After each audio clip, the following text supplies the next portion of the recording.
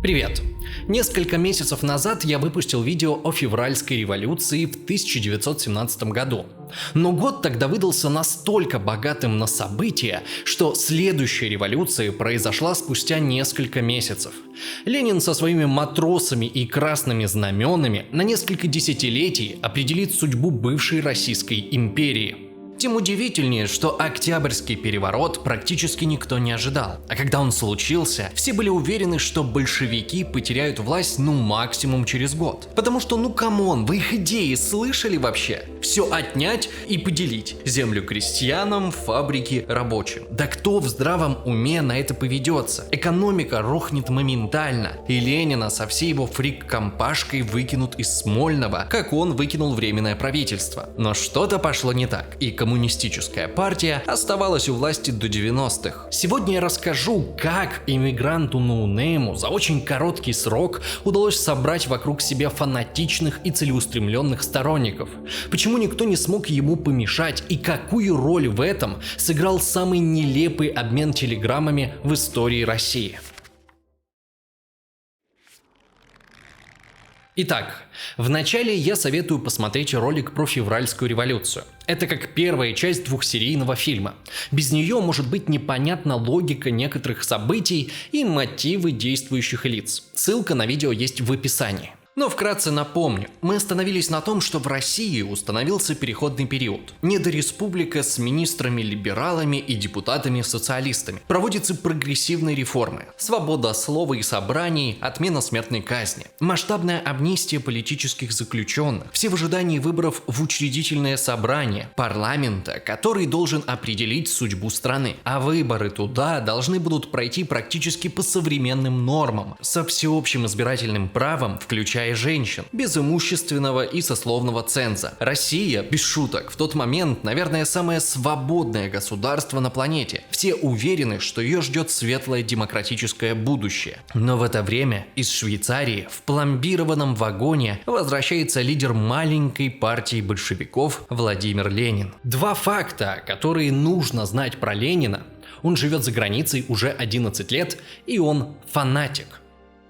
Русские политические эмигранты, много лет живущие во Франции, Германии и Швейцарии, совершенно оторваны от происходящего на родине. Они уже давно не понимают, о чем говорят и о чем думают в России.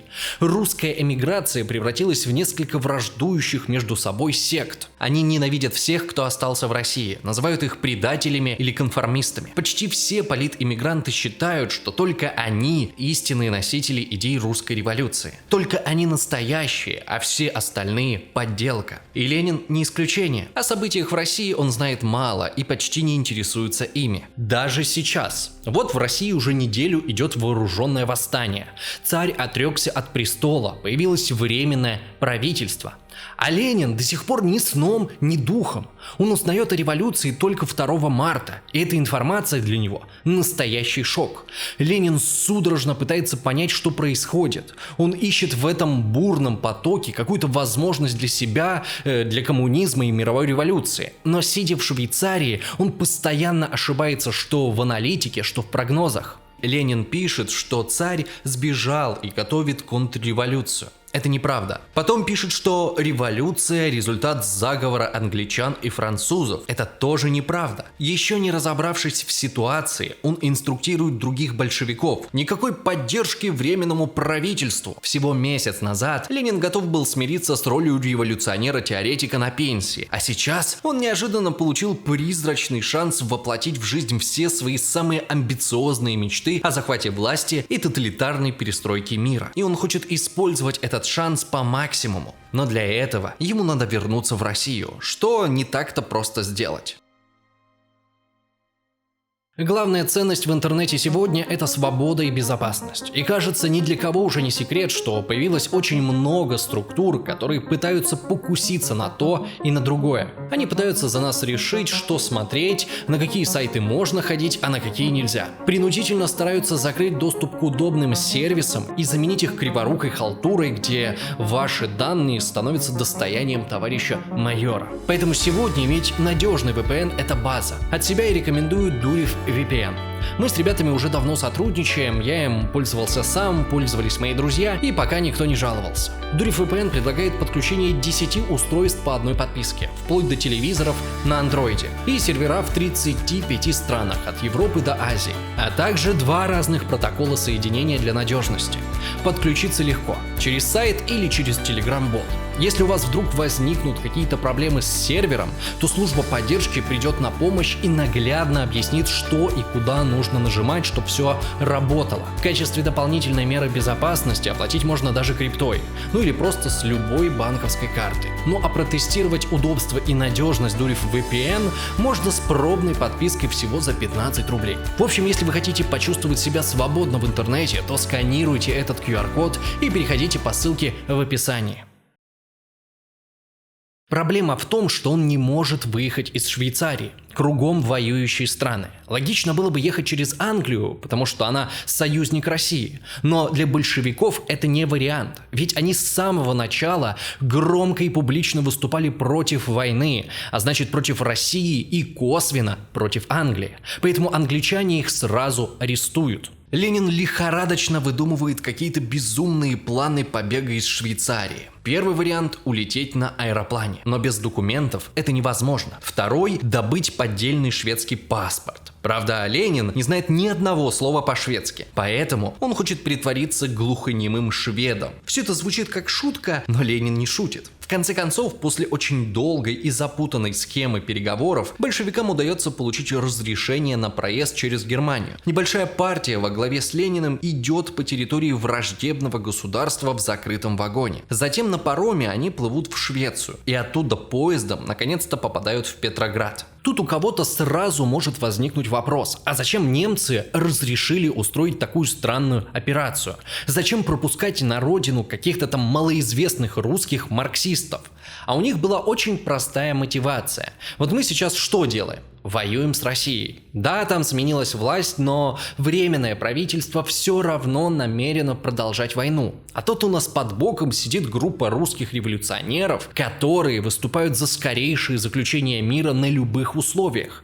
Почему бы не помочь им вернуться на родину? Власть они, может, и не получат, но хотя бы помешают России эффективно воевать. Если у большевиков ничего не получится, то и ладно, Германия все равно ничем не рискует. А если вдруг каким-то невероятным чудом большевики встанут во главе России, то это же супер. Сразу пропадает необходимость воевать на 2 фронта. В пути Ленин очень боится. Несколько раз он думает, что сейчас его точно арестуют или расстреляют. Даже когда большевики успешно прошли все пограничные контроли в Германии, Швеции и России, он все равно не может поверить, что все получилось. Первый вопрос, который Ленин задает встречающим его рабочим на вокзале, это: не арестуют ли меня? Но рабочие устраивают ему овацию, берут на руки и несут в здание вокзала. Ленин ничего не понимает, ему кажется, что сейчас его растерзают. Никакой торжественной речи он не произносит, ограничиваясь парой лозунгов. В советской литературе прибытие Ленина в Петроград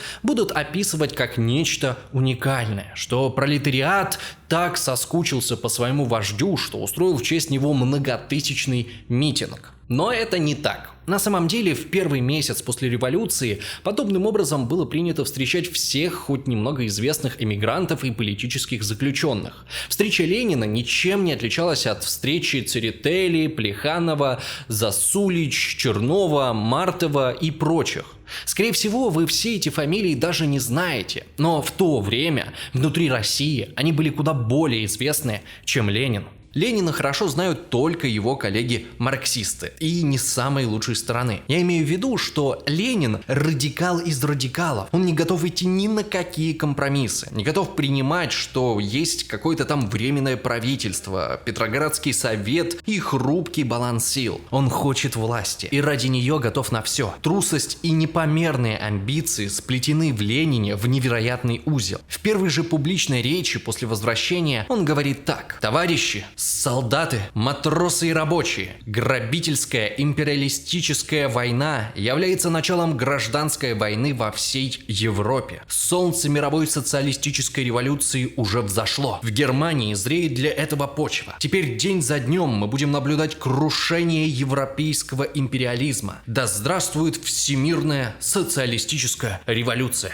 Ленина поднимают на руки, ставят на броневик. Его лозунги тонут в шуме толпы.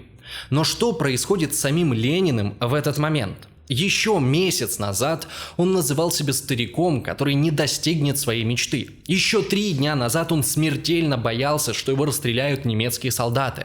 Еще час назад был уверен, что его арестуют на перроне. Он авторитарный лидер крохотной секты, вдруг оказывается суперзвездой. Он стоит в лучах прожекторов, ему рукоплещет гигантская площадь. Вряд ли когда-нибудь Ленин рассчитывал на такой триумф. Пока он ничем не заслужил эти аплодисменты, но они придают ему уверенности.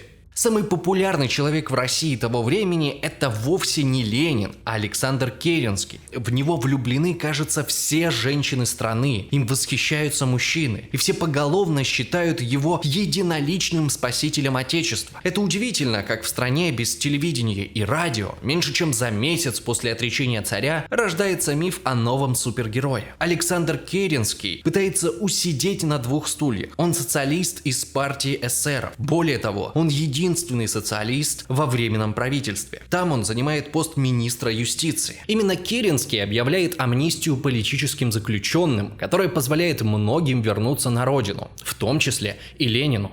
Керенский признает независимость Польши и восстанавливает Конституцию Финляндии. Финляндия тогда тоже часть России. Керенский хочет дружить с Петроградским советом рабочих, ведь там большинство принадлежит социалистам, эсерам и меньшевикам. Эсеры – это социалисты-революционеры, самая старая социалистическая партия Российской империи, которая долгое время была на нелегальном положении. Она стоит за всеми громкими политическими убийствами в стране за последние лет 20. Только за пару лет в начале 20 века эсеры убили 2 министров, 33 губернатора и 7 генералов. А теперь, после февральской революции, эсеры – это уважаемые политики с самой большой базой потенциальных избирателей. Ведь эсеры ориентируются на крестьян, которых в стране больше 80%. Вторая по популярности социалистическая партия – меньшевики. Это классические умеренные марксисты. Меньшевики и большевики появились из раскола единой социал-демократической рабочей партии в 1903 году. Причина спора была проста и, на первый взгляд, абсурдна. Марксисты поссорились из-за вопроса, кого можно считать членом партии. Одни говорили, что членом партии можно считать любого, кто разделяет ее идеологию и помогает деньгами. А Ленин настаивал, что кандидат в партию обязан лично участвовать в ее работе. Я напомню, что речь идет про участие в заведомо нелегальной организации. Поэтому требования Ленина многие встречают с непониманием. Ведь кто захочет рисковать свободой ради партийного билета? Таких людей очень мало, но Ленина это полностью устраивало. Он хотел, чтобы партия состояла из небольшого количества преданных лично ему профессиональных революционеров. Сейчас, в 1917 году, кажется, что эта тактика не сработала. Большевиков в составе Петроградского совета очень мало. Их практически никто не воспринимает всерьез. Большевики организуют свой штаб в особняке балерины Кшесинской. Они просто захватили здание, выгнав оттуда законных жильцов. Балкон особняка становится главной трибуной для Ленина. Первым же своим выступлением он шокирует единомышленников, будто это говорит не человек, а пришелец с Марса. Его речь харизматична и обаятельна, но ее смысл переходит все границы разумного. Для всех падение империи и февральская революция – это безусловное благо, движение в правильном направлении. Но Ленин утверждает обратное. В революции и демократическом правительстве нет ничего хорошего. Нужно воспользоваться слабостью нового правительства, уничтожить его и забрать власть.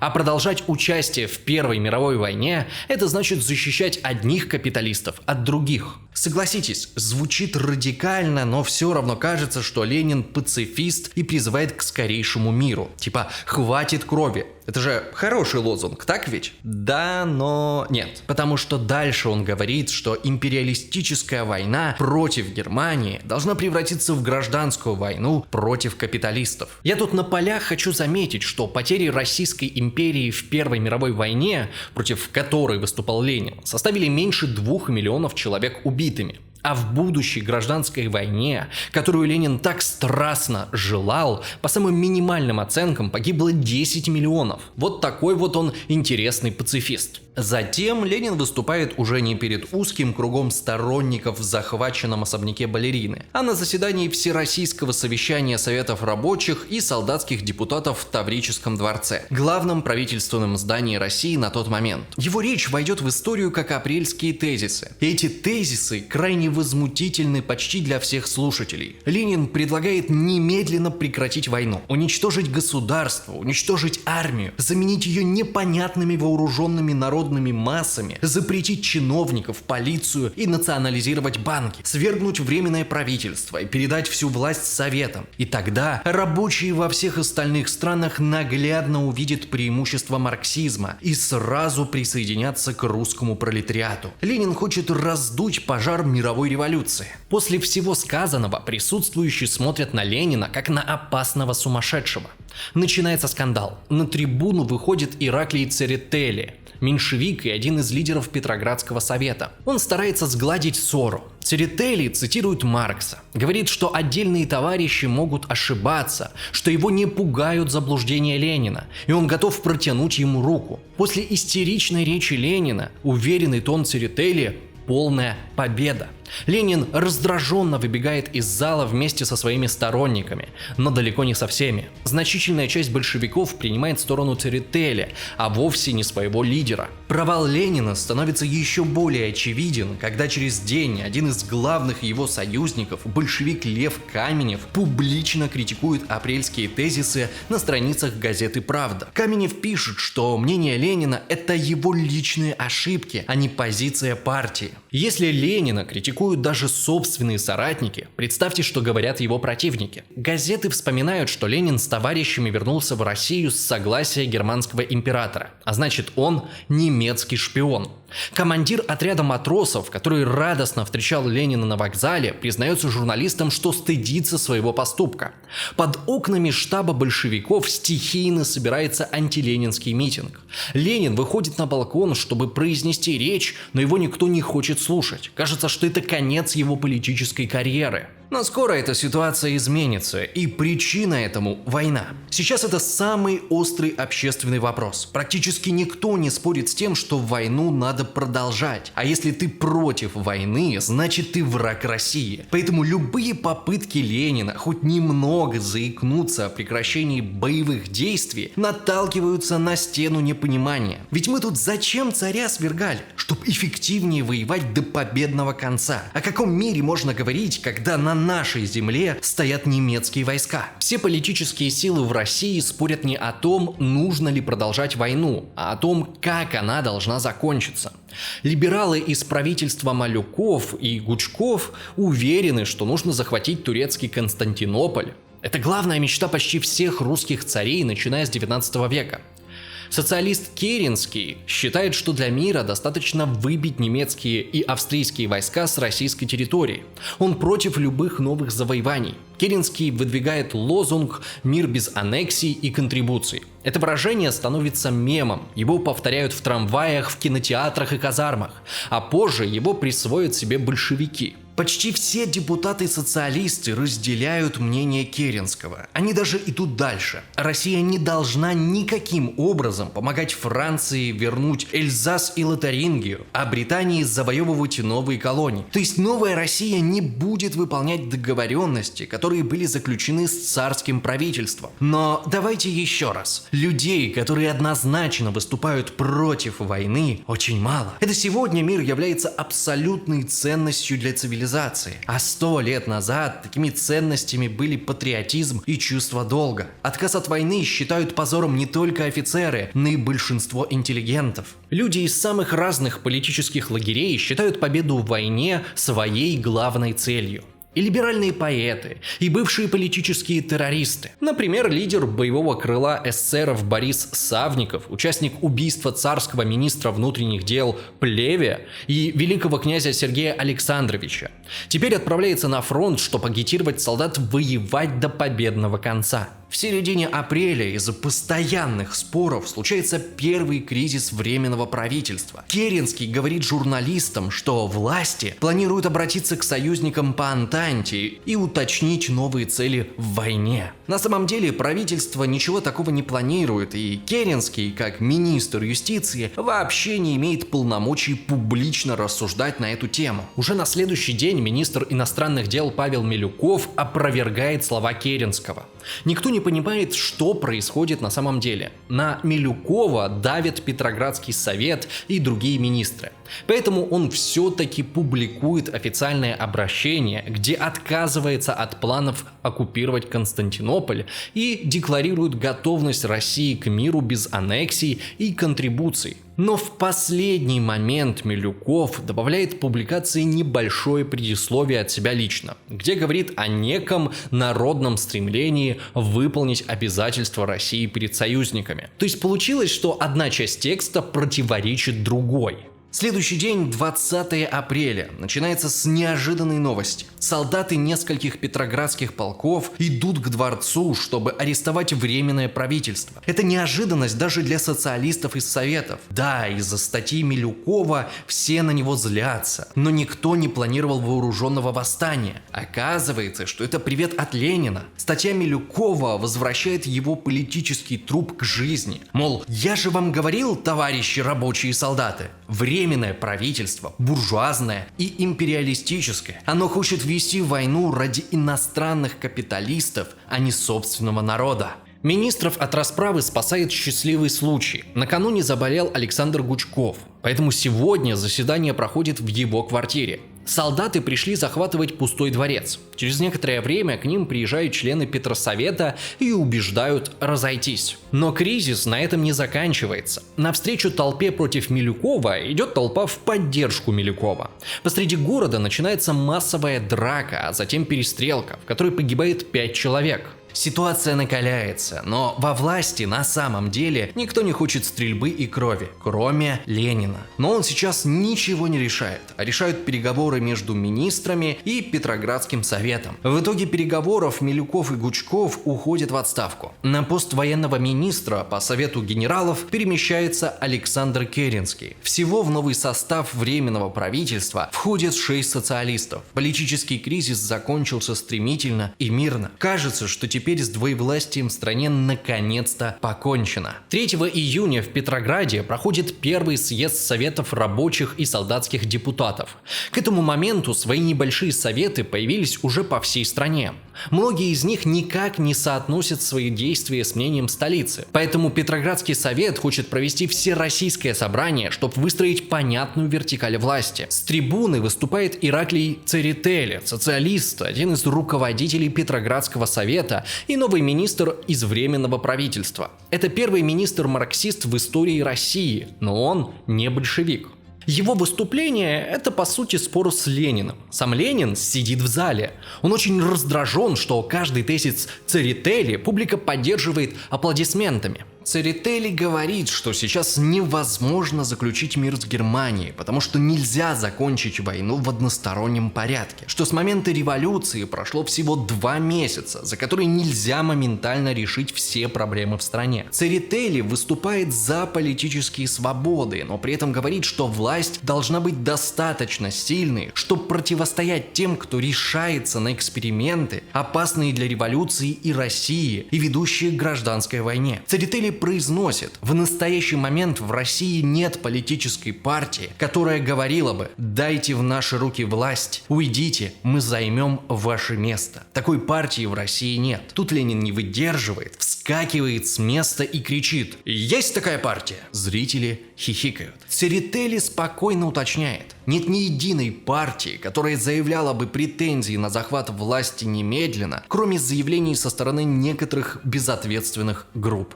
Фактически он называет Ленина маргиналом, контрреволюционером, а когда наступает очередь Ленина выступать, то слушатели над ним смеются. Предложение Церетели получает большинство голосов членов съезда. Казалось бы, демократия прошла первое испытание. Сейчас для нашего канала наступили непростые времена. Со всеми этими тупыми законами, с обязательной регистрацией в российском Роскомнадзоре, рекламы у нас стало сильно меньше. В смысле, я ни в каком Роскомнадзоре регистрироваться, разумеется, не собираюсь. Но этот подход, хоть и позволяет оставаться честным с самим собой, сильно обрезает нам возможности для монетизации. Если раньше мы могли без проблем делать бесплатный контент для вас и содержать канал за счет рекламы, то сейчас рекламы почти нет. А та, которая есть, стоит в 2-3 раза дешевле, чем была год назад. Так что единственный способ, который позволит нам и дальше снимать новые видео, это ваша поддержка на Патреоне и в других аналогичных сервисах. Что мы предлагаем взамен? Во-первых, приглашение в закрытый чат со спонсорами. За несколько лет у нас там сложилось теплое комьюнити. Участники чата даже несколько раз устраивали сходки в разных странах. Во-вторых, аудиорассказы в моей озвучке. Обычно это какая-то классика детективов или приключений. Отличный вариант, чтобы включить и заснуть. Ну и, наконец, в-третьих, новый эксклюзивный подкаст, где я и наш сценарист Владимир обсуждаем все на свете. Трудности иммиграции, фильмы, политические и исторические вопросы. Не в роли экспертов, а просто как живые люди. Например, в первом выпуске я продолжаю рассказ о своих приключениях в Германии, как я пережил лагерь беженцев. Ну вот, спасибо, что не перематывали. Ваша поддержка — это единственное, что сейчас позволяет существовать каналу и радовать вас новыми видео. Надеюсь, что вас станет только больше. Ссылки на Patreon и другие площадки есть в описании. Подписывайтесь. А теперь вернемся к основному видео. Кризис миновал. Власть получила прочный фундамент под ногами. Кроме небольшой группы большевиков, никто не сомневается в ее легитимности. Александр Керенский наслаждается новой ролью военного министра. Он никогда не служил в армии, но меняет свою темную куртку на военный френч. Керенский уверен, что под его командованием Россия может победить в войне и спасти Францию от разгрома на Западном фронте. Но уже здесь становятся заметны первые признаки того, что власть слишком сильно давит на Керенского. Он начинает верить в собственную избранность. Он считает, что разгадал план немцев на войну. С помощью антивоенной пропаганды парализовать русский фронт и нанести мощный удар по французам и англичанам на Западном фронте до прибытия американской армии в Европу. И чтобы сорвать этот план, нужно, чтобы русская армия возобновила боевые действия. На самом деле у немцев такого плана нет. 14 мая Керенский публикует приказ о наступлении, который переполнен патриотическим пафосом. Во имя спасения свободной России вы пойдете туда, куда поведут вас вожди и правительство. Он объезжает войска, уверенный в собственной харизме. И она его не подводит. Даже противники признают, что агитация Керенского проходит триумфально. Всюду его носили на руках, осыпали цветами. Всюду происходили сцены невиданного энтузиазма, от описаний которых веяло легендами героических эпох. К ногам Керенского, зовущего на смерть, сыпались георгиевские кресты. Женщины снимали с себя драгоценности. Так описывал выступление Керенского член руководства Петросовета Николай Суханов. Долгожданное наступление начинается через месяц, и идет оно успешно. Через 20 дней фронт прорван на 30 километров. Тысячи австрийцев взяты в плен. Газеты превозносят гений Керенского до небес. Но это мнимый успех. В боях гибнет 40 тысяч человек. Огромное количество офицеров. Это лучшие и самые мотивированные части, которые были в российской армии. Наступление останавливается. На фоне этого в Москве, втором крупнейшем городе России, проходят первые свободные выборы в городскую думу. На них уверенное большинство получают эсеры – 57% голосов. На втором месте либеральная партия кадетов. Марксисты-меньшевики и большевики получают только 11%. Это еще раз к слову, что всего за несколько месяцев до Октябрьской революции большевики в главе с Лениным – это далеко не самая популярная политическая сила в России. России. Позже всех из эмиграции на родину возвращается Лев Троцкий. 12 лет назад именно он возглавлял Петроградский совет во время Первой русской революции 1905 года. Сейчас ему 38 лет, и он опоздал к дележу власти. Нет, конечно, его как уважаемого в прошлом революционера включают в исполнительный комитет совета, но повлиять на политику он не может. Чтобы найти себе хоть какую-то публику, Троцкий идет в цирк. Но не думайте, что этот заслуженный политик там жонглирует апельсинами или укрощает тигров. Нет, он выступает с речами. Петроградский цирк превратился в заповедник для тех, кто никак не может перестать митинговать. Здесь круглосуточно выступают третьесортные политики, которые оказались за бортом новой власти. Троцкий приходит сюда каждый день. Он предлагает очень простые лозунги. Войну прекратить и отнять землю у помещиков. Вскоре Троцкий становится главной звездой цирка. Никто из его политических оппонентов не рискует выступать на той же сцене. 2 июля Троцкий выступает на митинге-концерте в Первом пулеметном полку. Шоу превращается в мощную антиправительственную манифестацию. Хотя сам Троцкий считает, что ничего особенного не происходит. Мол, настроение приподнятое, ругаем Керенского, клянемся в верности революции. Но солдаты оказываются под таким впечатлением, что тем же вечером всерьез отправляются свергать временное правительство. Первый пулеметный полк – очень странное формирование. До революции в него собрали 20 тысяч солдат, чтобы отправить на фронт. После революции треть из них сбежала по домам, а остальные остались в Петрограде. Сейчас это полностью разложившаяся в моральном плане группа военных. Перед началом наступления Керенский пытается отправить их на фронт, но солдаты не подчиняются. Их вполне устраивают комфортная жизнь в столице, роль спасителей революции и ощущение собственной значимости. Мол, с ними лучше не спорить. Одно правительство они уже свергли, смогут свергнуть и второе. К полуночи все улицы вокруг Таврического дворца заняты вооруженными солдатами.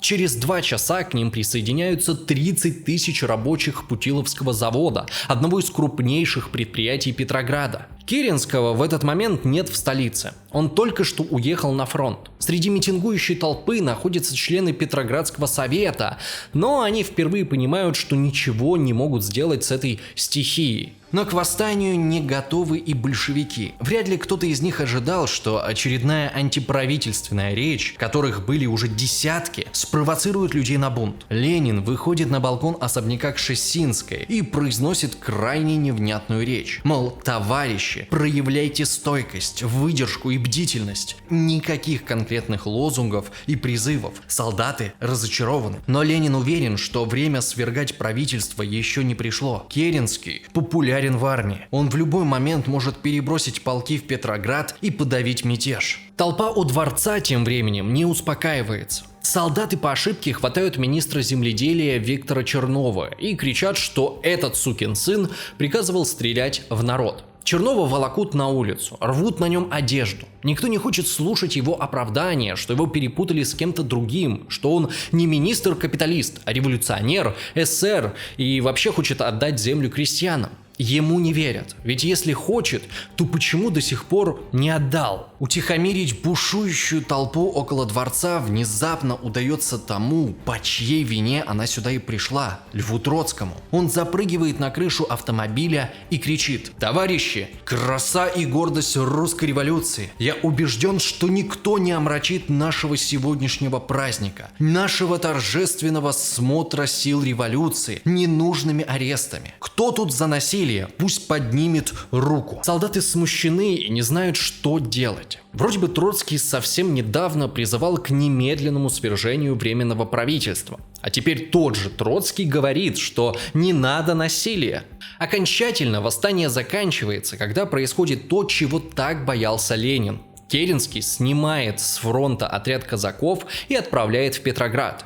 Происходит перестрелка, гибнет несколько человек, все остальные разбегаются кто куда. Почти все политические силы в России уверены, что за попыткой свержения власти стоят большевики и что их давно пора наказать. Ленин и его компанию считают опасными психами, с которыми невозможно ни о чем договориться. Причем, как показала практика, они реально могут устроить грандиозный кипиш со стрельбой и кровью. А еще как-то подозрительно выглядит то, что мятеж начался практически одновременно с контрнаступлением немцев. Ведь если подумать, то как Ленин попал в Россию? Проехал через всю Германию. Может, он и правда немецкий шпион? Новый министр юстиции Павел Переверзев уверен, что так и есть. Он уверен, что к нему в руки попали документы, которые доказывают, что большевики – это немецкие агенты, которые действуют по приказу немецкого генерального штаба.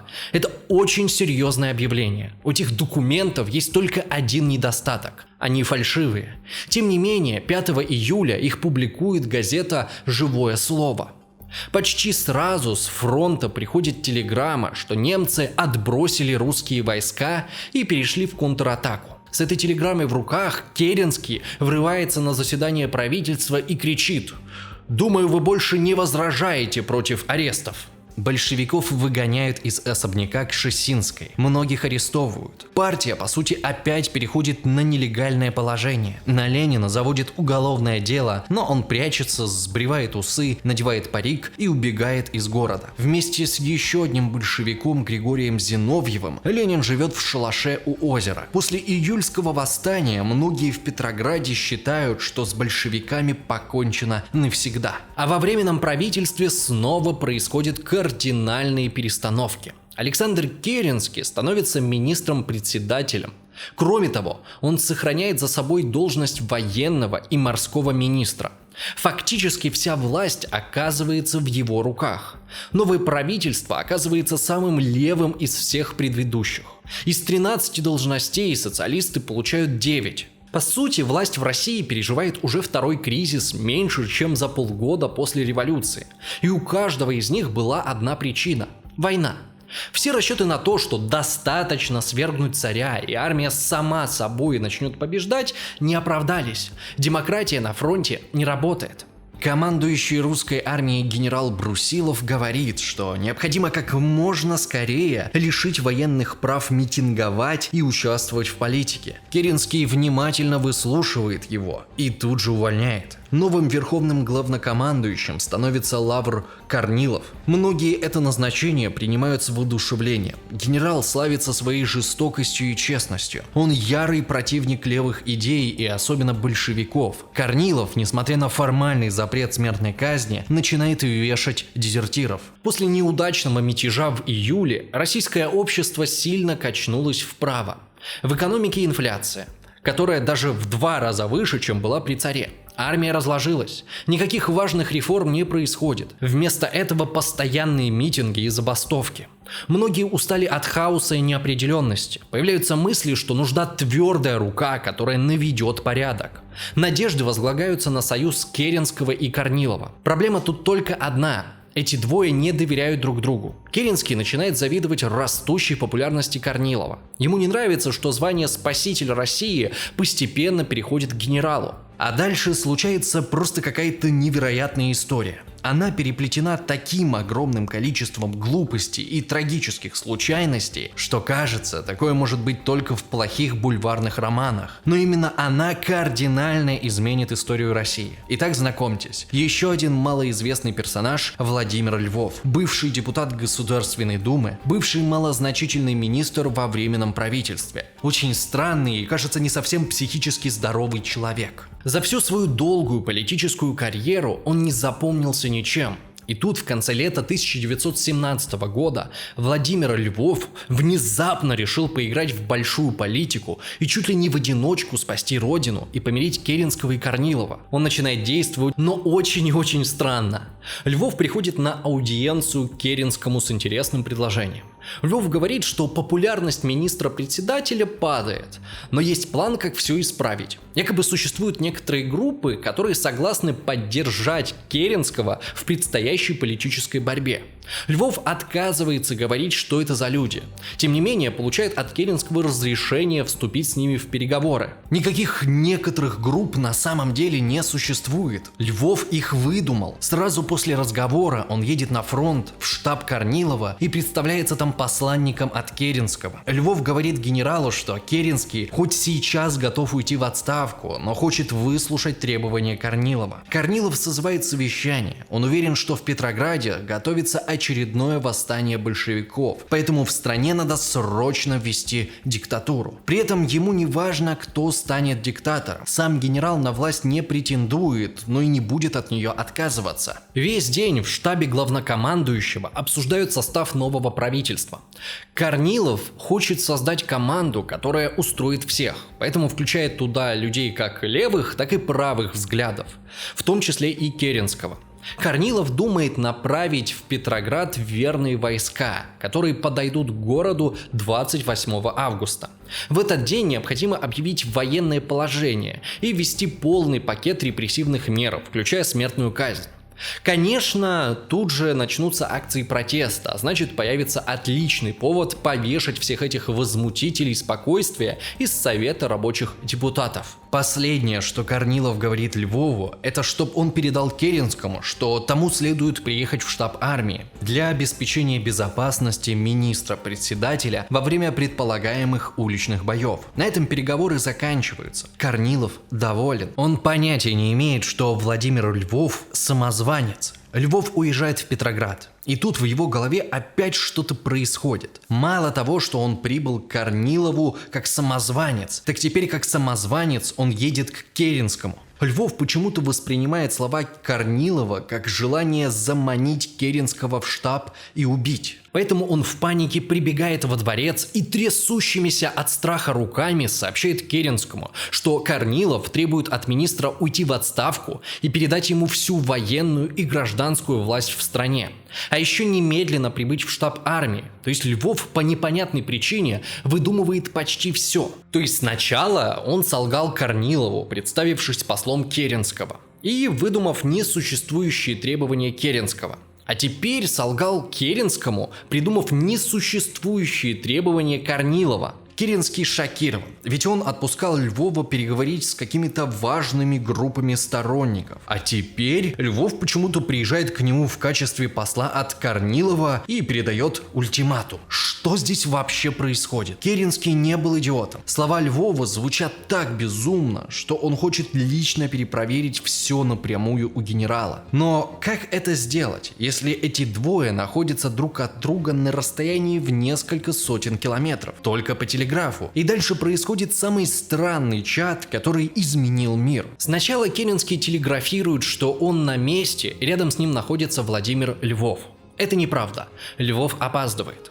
Корнилов этого не знает, здоровается с обоими и говорит, что события последних дней требуют вполне определенного решения в самый короткий срок. Керенского это мало интересует. Ему нужно выяснить, что задумал генерал.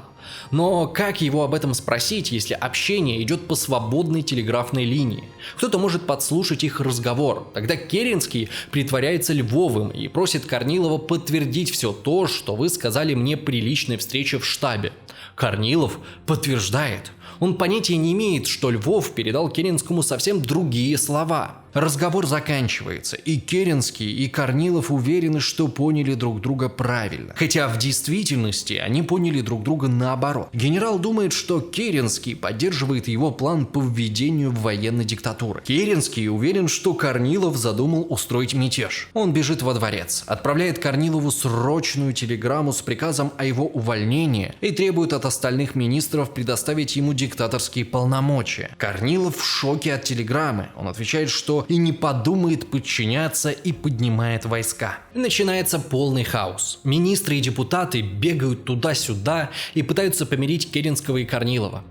Они говорят, что Львов идиот и все перепутал, но Керенский отказывается слушать. Он приказывает опубликовать официальные заявления правительства, что генерал Корнилов – предатель. Корнилов в ответ публикует свое воззвание, где требует не подчиняться Временному правительству, потому что оно действует под давлением большевиков. Кажется, вот-вот и на улицах Петрограда начнется полномасштабная гражданская война. И вот тут-то все неожиданно снова вспоминают про большевиков. Кажется, все уже забыли, что совсем недавно они хотели захватить власть. Ведь из кого у нас сейчас состоит Временное правительство? Почти из одних социалистов. А кто у нас большевики? Тоже социалисты. И теперь в один момент из возмутителей спокойствия они вновь становятся защитниками революции. Появляется военно-революционный комитет, который лихорадочно делает все, чтобы не пропустить войска Корнилова в город. Комитет рассылает бесконечное количество телеграмм в солдатские комитеты на фронт, приказывает разобрать железную дорогу, по которой движется армия, раздает оружие рабочим, но самое главное, он направляет навстречу движущимся полкам опытных агитаторов. Это меняет все. Уже к вечеру войска Корнилова останавливаются. Полки, которые он считал надежными, резко меняют мнение. Они были готовы идти в Петроград, пока считали, что спасают Россию от восстания большевиков. А теперь они знают, что Корнилов – изменник Родины, и поддерживать его нет никакого смысла. Мятеж, который имел все шансы кардинально изменить Россию, закончился за пару дней, без жертв и крови. Восстание Корнилова – это невероятное нагромождение абсурда. Кто-то что-то не так сказал, кто-то не так понял. Идет Владимир Львов, который всех запутал. А в итоге получился резкий рост популярности, казалось бы, забытых большевиков.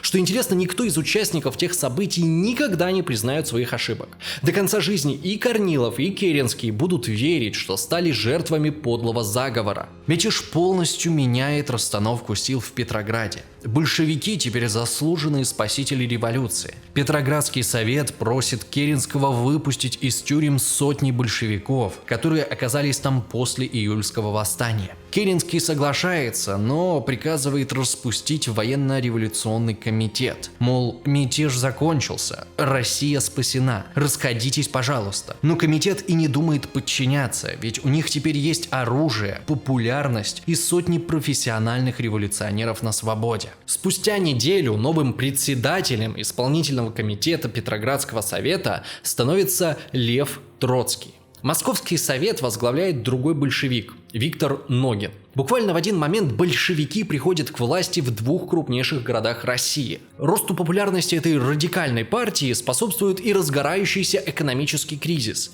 Временное правительство бесконтрольно печатает новые деньги, из-за чего инфляция переходит все разумные пределы. Союзники по Антанте останавливают все поставки, пока Россия не гарантирует боеспособность своей армии.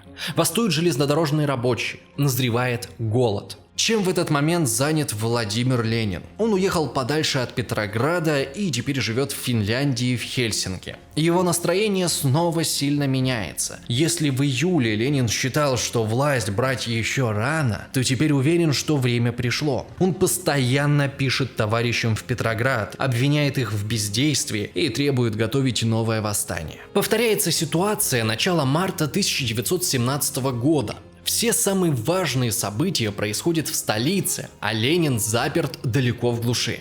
Только на этот раз его не пускают обратно не государственные границы, а страх. Он все еще в розыске. На него заведено уголовное дело о мятеже, и пока никто его не закрывал. Руководство партии не хочет рисковать свободой своего лидера, поэтому запрещает ему возвращаться. Ленин в бешенстве, он сыплет проклятиями, но ехать не решается. Только в конце сентября он переезжает поближе к границе в Выборг. Там он встречается со своим старым другом, который приносит новости из Петрограда. Тот говорит, что назревает тяжелый экономический кризис, что, возможно, сейчас не лучшее время для восстания, потому что среди большевиков нет специалистов, способных управлять государством в такой момент. Ленин от этих слов приходит в бешенство. Он кричит: «Абсолютная чепуха! Любой рабочий может стать министром, поучившись этому ремеслу несколько дней. Никаких особых способностей тут не требуется. требуется. Мы напечатаем новые купюры на типографских станках, на тех, что печатают газеты. Через несколько дней у нас будут миллионы новеньких банкнот. И вообще, это дело специалистов, не стоит даже это обсуждать. По его плану главное взять власть, а уж с остальным они как-нибудь справятся. Надо всего лишь выпустить декреты, которые еще больше расположат народ к большевикам. Объявить мир, чтобы завоевать симпатию армии. Отобрать земли у помещиков, чтобы получить голоса крестьян. И, конечно же, отдать фабрики рабочим. Этого будет достаточно для всенародной поддержки. С Лениным были согласны далеко не все его товарищи по партии. Я имею в виду, что они тоже считали, что надо брать власть, но были против вооруженного восстания. Они задумали куда более хитрую политическую многоходовочку. То, что вошло в историю как большевизация Советов. Большевики начинают активно продвигать лозунг «Вся власть Советам». С одной стороны, первый съезд Советов прошел всего пару месяцев назад. Большинство мест в руководящих органах там получили эсеры и меньшевики. Получается нелогично, что большевики почему-то требуют отдать власть своим прямым конкурентам. Но на самом деле, параллельно, они проводят операцию по вытеснению из Советов всех остальных партий. Схема выглядит так. Советы должны принять резолюцию, которая лишает власти временное правительство и передает эту власть самим себе. А чтобы эта резолюция прошла голосование, у большевиков в Советах должно быть большинство. И таким вот нехитрым способом получается, что большевики получат власть по сути почти законным способом. Я не буду подробно описывать все действия, которые большевики предпринимали на пути к этой цели. Скажу только, что у них получилось. К моменту Октябрьской революции большевики действительно доминировали в Советах. В ход шли все популистские лозунги. Любимым приемом Троцкого стало обвинение Временного правительства в том, что оно хочет сдать Петроград немцам, что Керенский – глава правительства национальной измены. Троцкий врет, он точно знает, что таких планов у Керенского нет. Это осознанная и эффективная клевета. Тут интересно, что большевики обвиняют Временное правительство ровно в том, в чем обвиняли самих большевиков несколько месяцев назад. Но за это время будто бы уже все забыли, что считали большевиков немецкими шпионами. О том, что эти товарищи планируют вооруженное восстание, знают уже даже дети. Военно-революционный комитет призывает гарнизону Петрограда не выполнять никаких приказов, которые не утверждены этим комитетом. Хотя этот комитет вообще не официальный орган власти. Троцкий открыто вносит на рассмотрение Петросовета резолюцию с призывом к государственному перевороту. Ленин сбривает бороду и тайно приезжают в столицу. 10 октября 12 руководителей партии большевиков проводят секретное собрание на квартире. Главный вопрос – нужно ли действительно поднимать мятеж или можно обойтись мирными действиями. 2 человека выступают категорически против мятежа. Ленин с ненавистью называет их предателями. Он уверен, что медлить нельзя. Ведь Керенский готовится сдать город немцам и ввести репрессии. Кажется, что Ленин сам поверил в свою же пропаганду. Остальные большевики знают, что это чушь, пустые популистские лозунги и домыслы желтой прессы. Но они верят в чутье Ленина и не спорят с ним. Троцкий в восторге от того, что власть сама идет к ним в руки. В итоге из 12 человек 10 голосуют за восстание. Оно назначено на 25 октября, на тот же день, когда должен состояться второй съезд Советов. Накануне Временное правительство заседает до 2 часов ночи. Оно до сих пор не придумало, что делать с планирующимся мятежом и съездом Советов. Керенский понимает, что большевики сильны, но не представляют насколько. Он не хочет начинать аресты прямо сейчас, потому что тем самым подтвердит слова большевиков о возможных репрессиях. Керенский уверен, что большевики сами должны сделать первый шаг, и тогда народ увидит, что они глубоко нарушают закон и встанет на сторону Временного правительства. Тем временем Ленин мечется по квартире. Ему не терпится начать. Он пишет очередное гневное письмо товарищам. Положение критическое. Яснее ясного, что промедление восстания смерти подобно. Изо всех сил убеждаю товарищей, что теперь все висит на волоске. Надо во что бы то ни стало сегодня вечером, сегодня ночью арестовать правительство, обезоружить юнкеров и так далее. Нельзя ждать. Можно потерять все. 24 октября ситуация накаляется до предела. Керенский наконец-то дает приказ закрыть главную большевистскую газету и арестовать членов революционного комитета. Но большевики очень быстро отбивают редакцию обратно, а выполнять приказ об аресте просто некому. Солдаты Петроградского гарнизона больше не подчиняются Временному правительству. На следующий день он практически без сопротивления захватывает основные городские объекты – мосты, вокзалы и телеграф. Когда большевики захватывают телефонную станцию, то первым делом отключают связь с Зимнему дворцу, где заседает правительство. Тем же утром Ленин пишет воззвание к гражданам России, в котором говорится, что Временное правительство закончилось. Вся власть в стране перешла в руки военно-революционного комитета. Это сильное преувеличение. На самом деле вся революция – это солдаты Петроградского гарнизона, которые ходят по городу и ставят охрану у ключевых государственных зданий. Керенский сидит во дворце и ждет, что сейчас к городу подойдут правительственные войска и подавят мятеж. Но они все никак не приходят. Зато приходит командующий Петроградским военным округом Григорий Полковников и докладывает, что в распоряжении Временного правительства солдат нет. Вообще, как минимум в Петрограде и его окрестностях. Тогда Керенский говорит, что отправляется на фронт, чтобы возглавить освободительный поход против большевиков. Последний человек, с которым разговаривает Керенский в Петрограде, это американский посол. Керенский говорит ему, чтобы другие страны ни в коем случае не признавали большевистского правительства, потому что максимум через 5 дней он вернется с подкреплением. Но Керенский не вернется в Россию никогда. Через час члены Временного правительства собираются в Зимнем дворце и с удивлением обнаруживают, что Керенский исчез. Министры растеряны. Министр юстиции Павел Малянтович, известный адвокат. В 1906 году он защищал в суде Троцкого. Министр труда, молодой рабочий Кузьма Гвоздев, накануне февральской революции его арестовали по приказу царских властей, а теперь эти двое и сами оказались членами правительства, которое свергают. Единственное решение, которое могут принять министры и которое точно будет исполнено, это приказать что-то самим себе.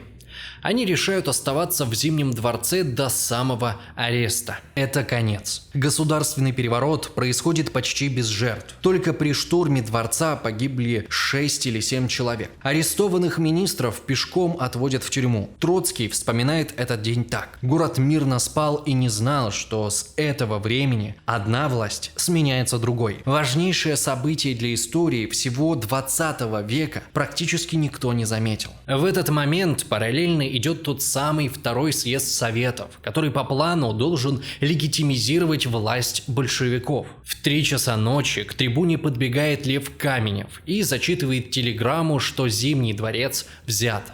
Съезд ликует и решает создать новое правительство во главе с Лениным. Несмотря на то, что формально Ленин все еще в розыске, они с Троцким переглядываются и смеются. Против государственного переворота категорически выступают меньшевики и эсеры, которых тоже хватает среди делегатов съезда. В качестве протеста они отказываются принимать участие в заседании и уходят. Это становится, по сути, подарком для большевиков. Они просто пожимают плечами и единогласно голосуют за новую власть, которой теперь можно ни с кем не делиться. Октябрьская революция только в учебниках истории выглядит как рубеж, после которого страна изменилась сразу и навсегда. Большинство людей в России не заметили серьезных перемен ни 26 октября, ни в последующие дни. Не было такого момента, что весь народ внезапно возликовал от очередного государственного переворота. Петроградская городская дума не признает власть большевиков и сформирует комитет спасения Родины и революции. Никто не поверит, что большевикам под силу удержать власть. Ведь у них нет людей, которые могли бы управлять государством. Мол, ну окей, власть они захватили. Пусть теперь попробуют поруководить и увидят, как это сложно. Но большевики не зря были мастерами популизма. Они знали, что толпе нужно предложить очень простые и очень понятные лозунги, выполнять которые будет не обязательно. Всего таких лозунгов было 3. Первый из них – закончить войну. Уже на следующий день после государственного переворота будет принят декрет о мире с призывом немедленно заключить мир. Но война не закончится. Только через 1,5 месяца Троцкий отправится на переговоры с Германией. Германия выдвинет такие условия, что большевики откажутся их принимать. Тогда немцы просто начнут новое наступление и без каких-либо проблем захватят новые территории. Большевики натолкнутся на собственный успех. Они так долго убеждали солдат, что им не нужно воевать, что те действительно решили, что не нужно. Русская армия просто разбегалась в разные стороны при виде наступающих немцев. Мир получится заключить только 3 марта 1918 года. Он был далек от лозунга «без аннексий и контрибуций». Германия аннексирует примерно 1 миллион квадратных километров российской территории и получает контрибуцию в размере 6 миллиардов немецких марок. А война в России не закончится. Она перейдет в гражданскую, как того и желал Ленин. Второе обещание большевиков – землю крестьянам. Однако фактически они сделают обратное. 27 октября съезд Советов примет декрет, отменяющий право частной собственности на землю. На тот момент 5-я часть земли в России уже принадлежит крестьянам, но теперь государство ее отнимает и будет выдавать как бы во временное пользование. Весной 1918 года начнется так называемая подразверстка.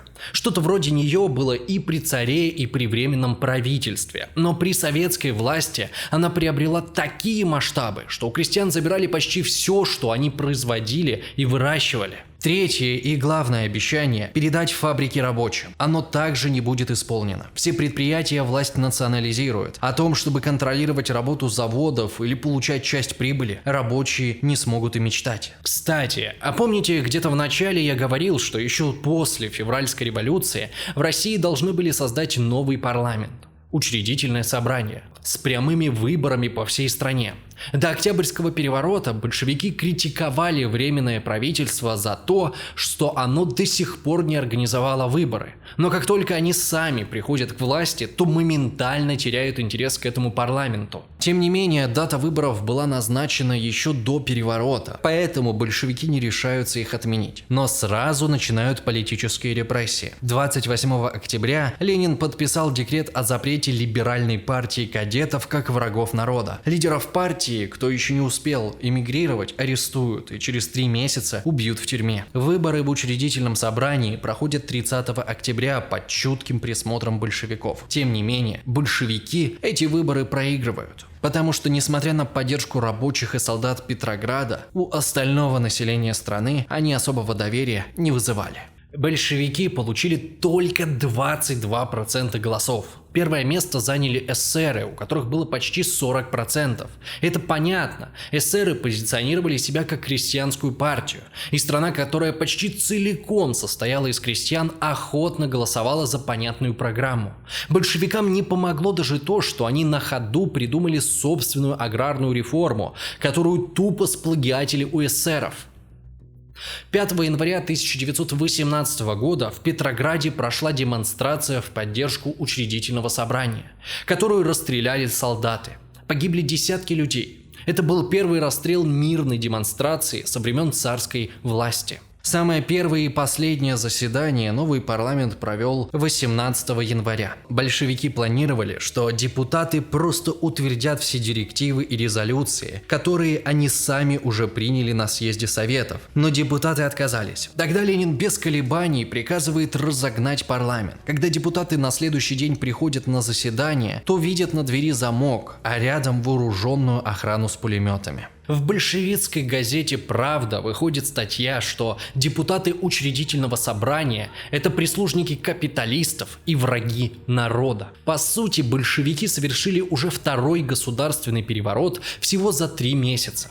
Они наконец-то получили власть и никому не собирались ее отдавать. Вот так сумасшедший 1917 год изменил как историю России, так и историю всего 20 века. Если февральская революция – это закономерный итог неэффективной и устаревшей монархии, то Октябрьский переворот – это историческая случайность, удачное стечение огромного числа маловероятных событий. Идеальная иллюстрация к рассказу Рэя Брэдбери, как взмах крыла бабочки может кардинально изменить все. Спасибо за просмотр. Ну и не забывайте ставить лайки и писать комментарии.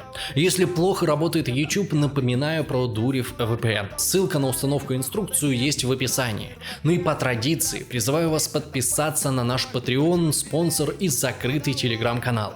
Эти скромные донаты продолжают нас поддерживать и мотивируют работать больше и лучше. Недавно там вышел новый аудиорассказ в моей озвучке. Ну и как обычно говорю спасибо всем, кто уже давно нам помогает.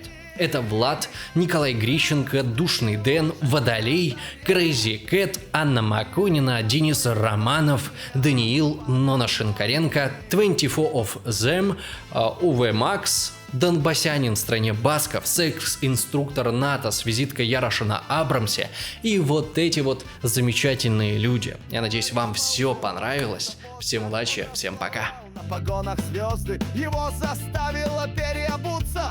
Белая музыка революции. Мой красный фейс — это фейс-контроль. Кто был никем, тот сейчас король. Он пролетарий, такой как